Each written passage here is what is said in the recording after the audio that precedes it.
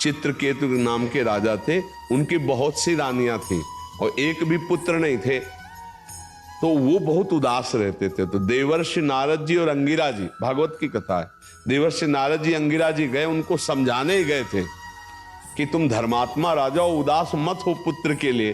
तो उन्होंने जाकर के जब समझाने की कोशिश की तो उन्होंने कहा हमको इस समय ज्ञान नहीं, हमें पुत्र चाहिए, यदि हम पर कृपा करने आए हो तो हमें पुत्र दो। तो उनका पुत्र तो सुख तो तुम्हारे भाग्य में है नहीं, पर तुम हठ कर रहे हो तो मैं तुम्हें पुत्र देता हूं, पर हर्ष और शोक दोनों की प्राप्ति होगी। अब वो ये नहीं समझ पाए कि हर्ष और शोक दोनों की प्राप्ति होगी, पुत्र देता हूं, इस बात पर उनकी बुद्धि टिक गई। बड़ी रानी कृतद्युति नाम था, उनके पुत्र हुआ।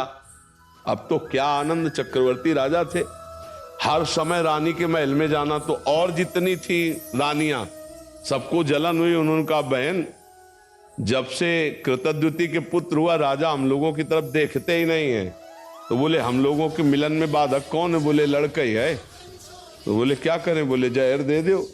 तो धाय माँ को अपने पक्ष में मिलाया और जहर चटवा दिया, राजकुमार मर गया। जो ही राजा के पास खबर गई कि राजकुमार मर गया, कितनी मनौती के बाद तो हुआ था। अब वो रोते बिलखते आए, बहुत पैर पकड़ करके माथा बार बार जमीन में पटकने लगे। जब कोई धर्मात्मा दुखी होता है तो उसे संत संग दे दिया जाता है। जैसे आप आए हो ना, तो भगवान की कृपा से संग मिला है। जी गुरुदेव। अब मोहि भा भरोसा हनुमंता, बिन हरि कृपा मिले नहीं संता। तो दुख का निवारण इससे।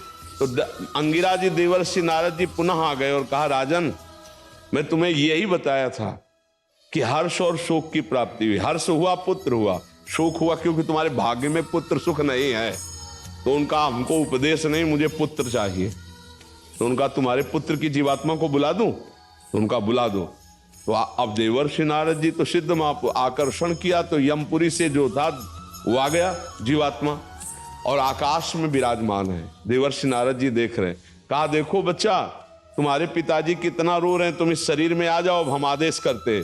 तो उनका देवर्षि नारद जी, ये केवल अपने स्वार्थ के लिए रो रहा है, ये कई बार हमारा बेटा बन चुका है, कई बार पत्नी बन चुका है, मैं किसी का बेटा नहीं हूं, मैं अपने कर्म का भोग इसके यहां भोगने आया था, मैं जा रहा हूं।